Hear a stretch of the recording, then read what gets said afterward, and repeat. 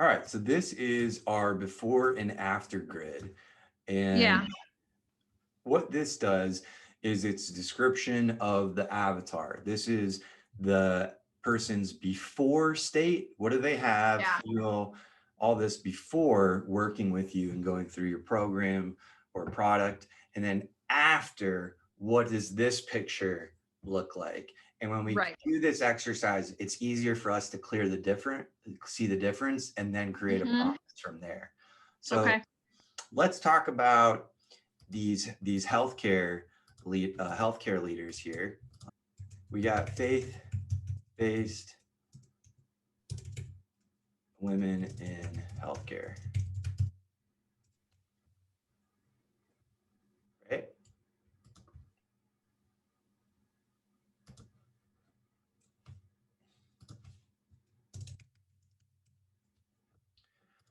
So, Kay, talk to me about like, well, you can pick whichever one's easiest for you to start. But what do they have before working with you?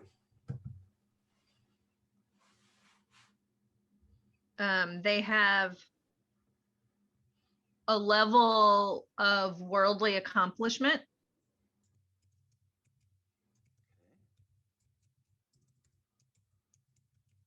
but like all, there's a level of inner turmoil.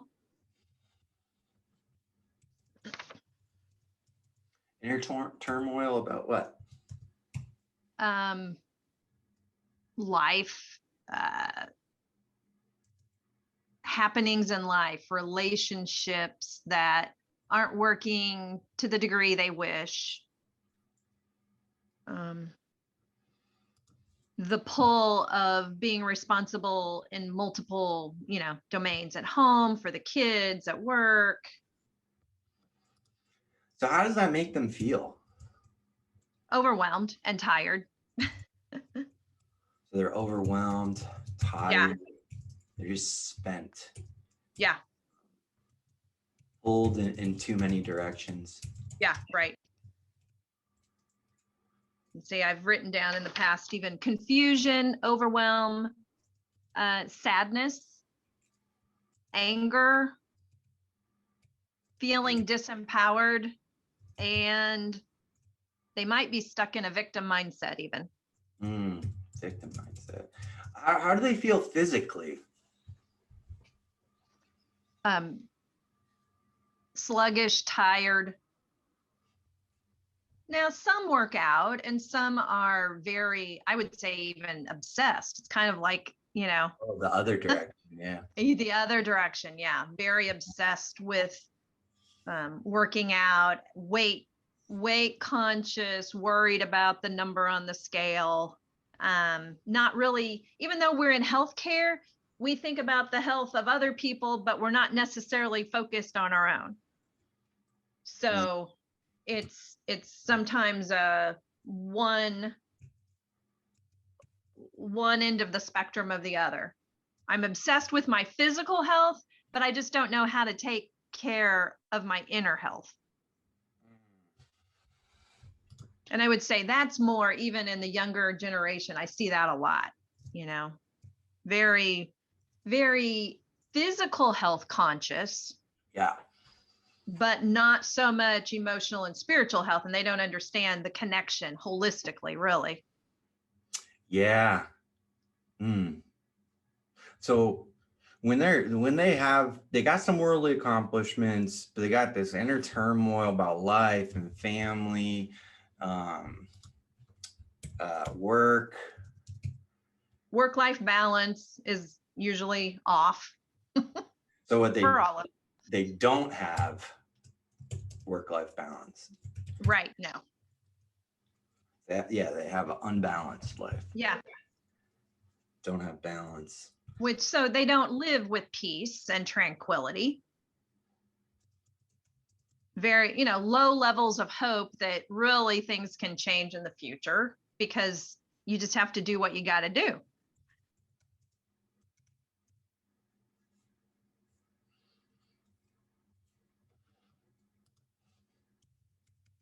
Day.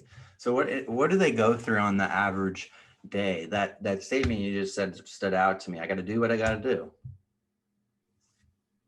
Hmm. So what on an average day, what does that kind of look like for them? Disconnect and do your duty.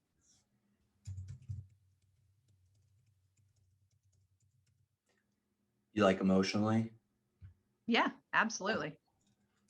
Yeah, I mean, So they're ignoring their personal self care and health care, and then disconnect um, emotionally and do your duty. yep. Is this something that you have to do the job that's like a healthy thing, or is this a negative thing? Oh, well, there's, It seems like there's a yeah, lot. it's to the negative, because yes, you do have to manage your emotions. You can't break down crying every time a patient dies. You Right. have to be emotionally healthy and able to feel without your emotions taking over. So that's an appropriate management of your emotion, but you don't disconnect where you don't feel anything.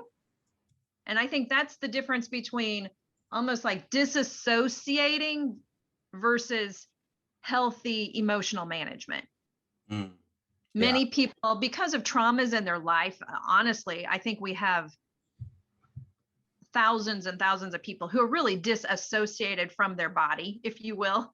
It's like, I was gonna say I get the impression that they're like floating or like numb. yes, right. They're not present. When you say be present, they don't know how to be present.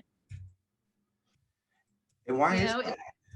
well, I think it's a spiritual issue. It'd be due Mm, to traumas and lies, and uh, it's a healthy mechanism of surviving whatever environment you're brought up in. And mhm. the enemy uses then, of course, those opportunities during those wounding episodes during your childhood, where you just learn to disconnect. You know what? You can't hurt me if I'm not here. I mean, think about the atrocious abuses that go on. I've had women say they left their body. Mm. They left their body. Yes. Isn't that amazing? And then now they have fractured souls, if you will, and all of these Yeah. the wounded child inside, whether it was a wound because of atrocious, sexual abuse, or the wounded child because of what you didn't get. It's not like you got physical, emotional, or physical and sexual abuse. You think of trauma, big T, that way, but Right, there's, right. you know, everyone's faced trauma in the past, lots of little T's, death by 1,000 paper cuts, so to speak. And Right. so, depending on your level of support and being able to tell the truth and feel your feelings and give that to God over the course of your years, it delivers you as a package into adulthood with a certain set of dysfunctional coping strategies, one of which is to disconnect or disassociate. So when things are tough at work, you know what? I can do my duty. I can do the functional tasks, but I'm not really present emotionally for this other human. Yeah. Yeah. It's like you ever talk to someone and they're not really listening, Oh, yeah. like, oh, sorry, Kate, what was that? You know what I mean? Right. But like all the time, it sounds Right. like. Um, Right. okay, Yeah. So cool. the lack of being able to be present. Learn to manage emotions. No present. Okay, cool. So what No. Yeah. Oh, and so I want to show you this here too. Okay. This, speaking of disassociation, this is a book I have about to read. Can you read that? Yes. Uh-huh. Who wrote it? Examining ancestral Uh, yes. yeah, it's some friends of mine, big time deliverance minister. travels the country and stuff. Yeah. Jay Bartlett and Uh-huh. Dr. Rana Sullivan. Interesting. Okay. I wonder, is his wife Beverly Bartlett? I wonder. I don't know. Interesting. They live out Yeah. in California. They live in California. Okay. It's not the same Bartletts then. Okay. Yeah. He's great. They got a lot of good stuff. All right. So talk to me about their status before working with you. What's the status they have?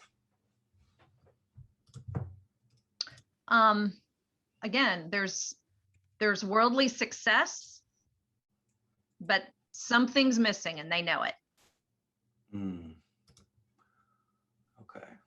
I make a good living. I might even have accolades. I might have even climbed the corporate ladder. But I just feel like something's missing. I'm not really sure I found my purpose in life. I'm not sure I'm making the right impact in the world.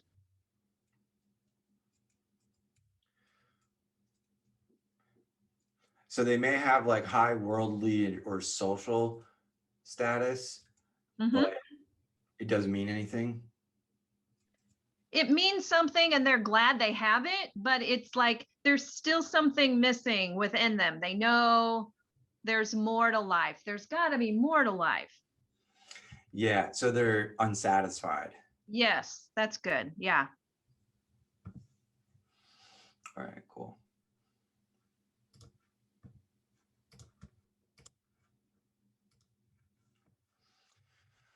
All right, so let's talk about good versus evil. This is, let's look at the DM thing. So evil, what is evil that is plaguing the prospect in their before state? And how does your prosper conquer it and bring more good to the world in the after state? So let's focus on before. What's the evil that is plaguing our healthcare leader? In other words, like, what's their big problem? What's their challenges? That they know or they think, or like, in other words, Whatever comes I to mind. know that what's plaguing them is the enemy. Yep. You know, and his destruction, his plan to steal, kill, and destroy, to cause them to think that their identity is their career or their identity is their children, are their children. Basically, their identity is lost in their role. That's an evil. Yep. Believing, just in general, believing lies about who they are, believing lies about who God is in their life, believing lies about how to relate to others. Just that whole package of false beliefs and the inability to let go of what is not serving them well.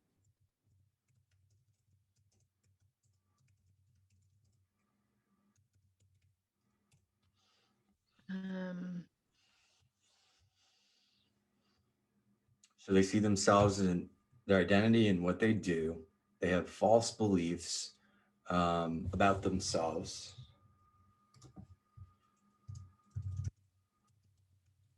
And they have an inability to let go of what's not serving them. So oh yeah, and they feel stuck. They're stuck, and they don't see how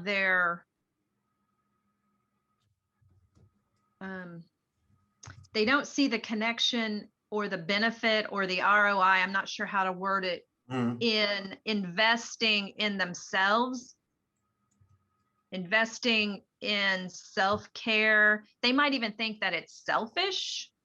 I used to think that. Yeah. That, Focusing on me is selfish. It's it's not really necessary. I mean, I'm working out at the gym, so I don't need to, you know, get caught up in all that woo woo stuff. Or, you know, a lot of Christians even, you know, it's like, okay, I read my, you know, devotional little blog that gets sent to my inbox every day. So that's my spiritual food. I'm good. My Jesus calling for 30 seconds. Yes, exactly. No, no, no, no. And I see where that's, you know, that's an evil. When you think that you can take a quick hit of some devotion, I mean, it's not a bad thing, but you are settling. And I guess that's, if I had to like think, I want people to not settle, they've That's settled.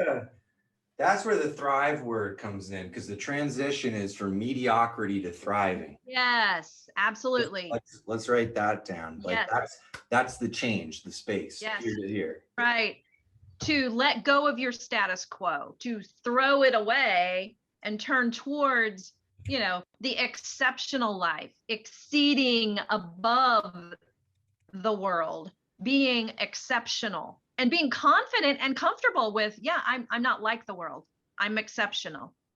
Yeah, this is good. This is good. So let's do this is great timing. Let's do the after part now. So we Okay. have present with that. So after they have worked with you, you know, six months, what do they have now afterwards? Before they had all those worldly accomplishments, no balance, no peace, no low hope, poor communication. What do we got now? Well, I think the confidence to be exceptional, the confidence to be a positive outlier, the confidence to stand in your true identity, the confidence to be authentic.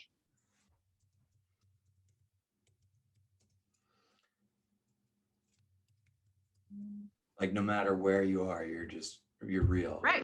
You're real. Like whether it's in the boardroom or it's at home or at the grocery store, you just are. You don't have to put on any particular mindset. Not that, I mean, obviously we all, for the audience with which we're speaking, you're attuned to their needs and how they listen and how to present, but it's not like you're having to fake it, because you don't have the imposter syndrome because you're not faking it. Mm-hmm. So I would say an after is they get rid of that imposter syndrome. So probably one of the evils before is the imposter syndrome.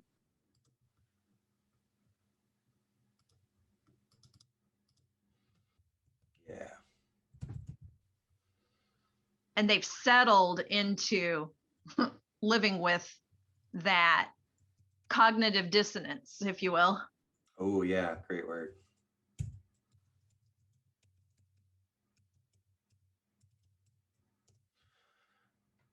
So we got after they feel, well, they have, this could go either one, have or feel, confidence to be a leader, an outlier. They own their identity. They're authentic always. Before they had no peace. Now they have peace of mind. Yeah. Optimism. Yeah. What else? We said poor communication before. Maybe we say, yeah, they're able to communicate with anyone, whether it's someone high in the social or corporate ladder, you know, or lower. It's like it doesn't matter who you are or your educational background or your socioeconomic background. You're comfortable in your skin with other people. Yeah, like what I'm remembering now, like some experiences, I've been in the hospital a lot because all my injuries. But anyway, thanks skateboarding. Anyway, I remember a lot of experiences with doctors or admin people or even nurses, especially being sarcastic, passive aggressive, Yes. all these kind of crooked communication, and you're like, Yeah. why am I getting this from this person? Like, I just met this person. Why is this coming out crooked here? Yeah. And I think it's been so long on autopilot. Sarcasm's like language number two, that I'm on autopilot, wreaking havoc and tearing people apart wherever I am. I'm Right. supposed to be a nurturer. Yes. Right. That's a good, I would even jot that down somewhere. It's like before, crooked communication skills, sideways anger, sarcasm. And, people don't even realize how unhealthy that is. Right.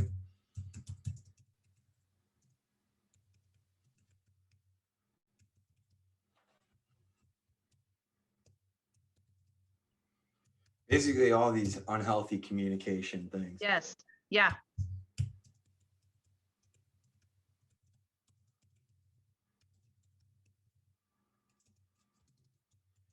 So, and what did we say after? Clear. It's confident, clear, and compassionate. It's the 3 C's. It's compassionate, curious, candid communication.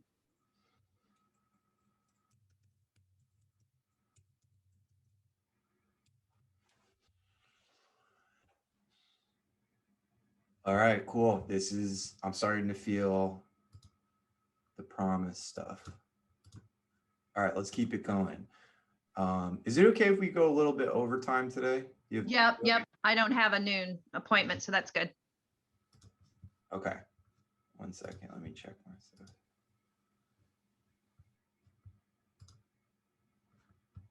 Okay, sweet. Yes. All right, cool. Let's keep going. Okay.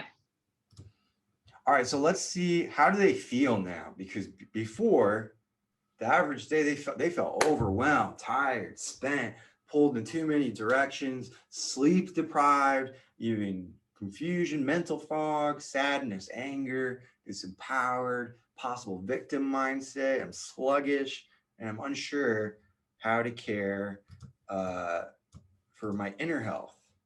What do I feel now after working with you?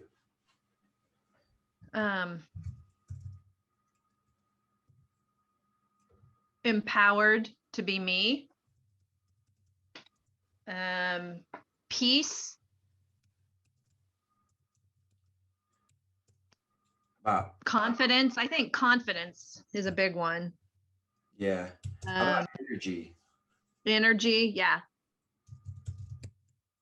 Physical energy. We're Yeah. doing more self-care and Yeah. eating habits, all that. Physical energy, peace, confidence. How about rested? Yeah. Tell me more about your after place, because I imagine you're in the after state, and at one point you were in the before. Yeah. No, I just it's a matter of degrees too. Yeah, I yeah. think Well, I was never, thankfully, I was never completely in that before, because I always had the Lord, and he was there with me, giving me clarity and a sense of being a nurturer, and even though I saw others around me like that, it was like, and I certainly had periods of confusion because of different events in my life or whatever, there was still a sense of peace and confidence that even if I didn't understand everything, even if I couldn't control everything, I knew he had me. So it's more of just that inner strength and confidence. It's peace in the midst of the storm. It's rest because you don't have to figure it all out. It's the ability to be present because you don't have to hide. I feel like I'm trying to say, I feel like I now have a higher tolerance for things not necessarily going the way that I want or that I think they should. Yeah, Uh-huh.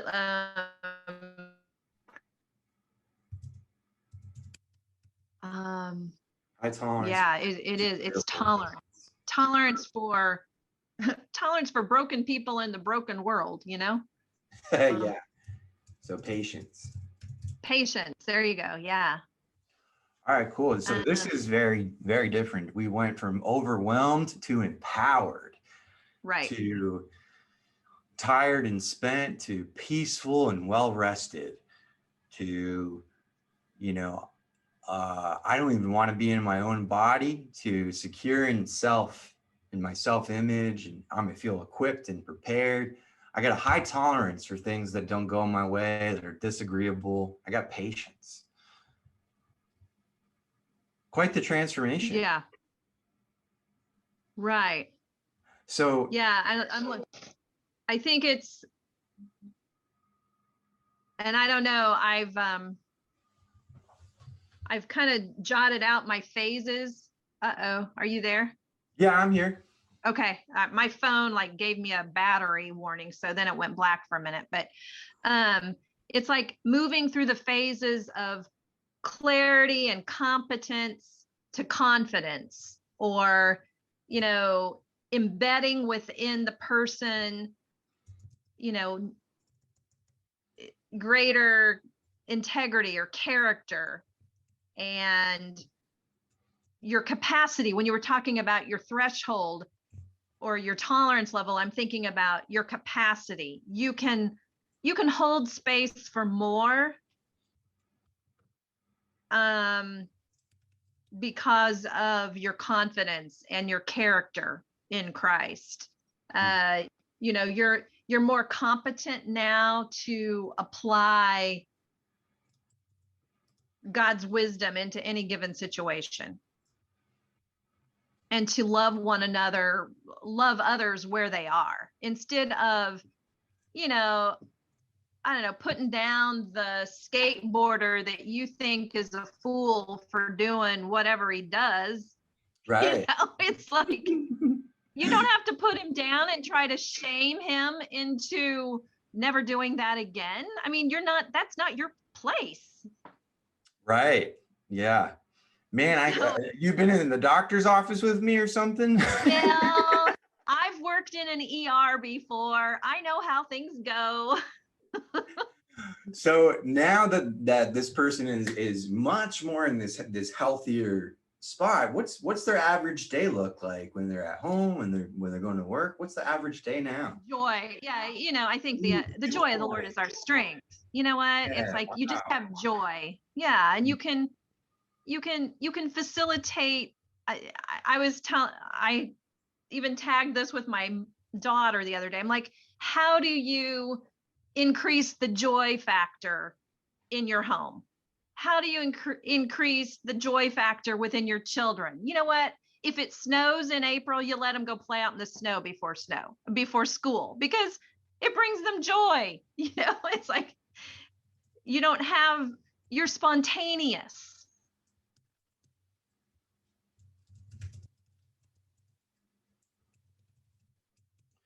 That's great. So the average day, they feel joy, contentment. I wrote they Yes. feel ready. Let's look at what they didn't have. They were ignoring their personal self-care, healthcare, disconnected emotionally, and disconnect emotionally and do your duty. Right. Have learned to manage. You have to learn to manage their emotions. They're floating, numb, no, not present, still dealing with the effects of trauma, lies, and etc. Mm-hmm. So let's go with some opposites of that. Hmm. So can we? What's the? How do you emotional regulation? Yeah, there. Healthy emotional regulation. Um,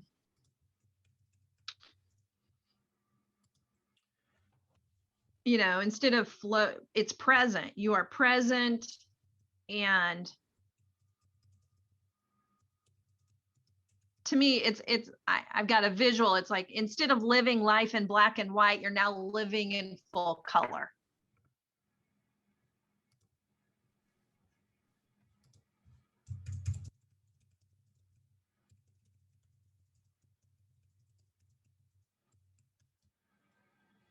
That's good.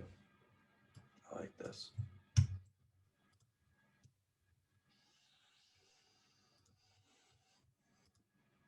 But as far, let's see, floating non-present. So it's, yeah, you're able to be present, you're clear minded, you're confident, you're competent, you're courageous to stand as the exception and not apologize for not being like all of the other negative Nellies in healthcare. Yeah, we're communicating using our own voice and speaking our truth.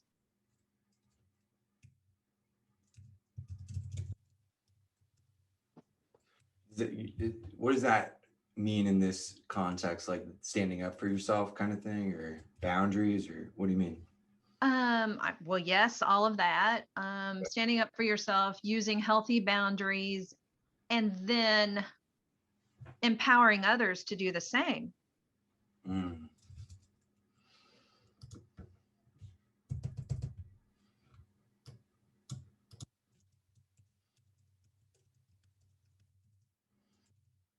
You know, it's it's loving others where they are, and I don't know, being the light, you know, it's kind of like, okay, that's where you are, and I don't have to try to shame you for where you are, but I don't have to hide my light either. Mm. See, before they felt like they had low hope, if any, and now Right. their average day is they're a bringer of hope. Yes, absolutely. Cool. So Yeah. what's the new status for them? How do they feel about themselves? Like, And I think they finally feel fully alive.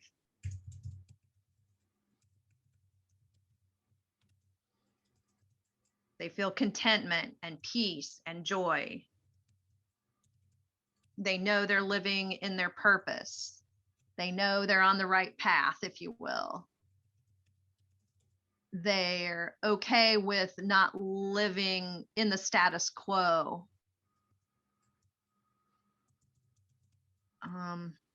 so okay, being okay, living above Yeah, mediocrity.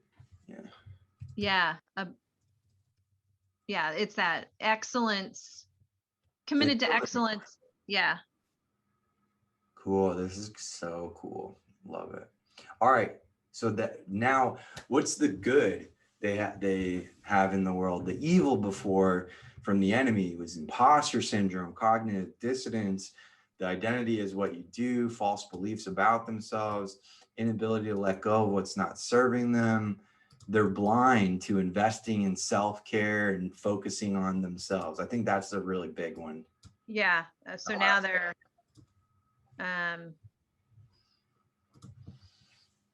I think they're clear that, So check I out. don't know how to say it. They're clear that now.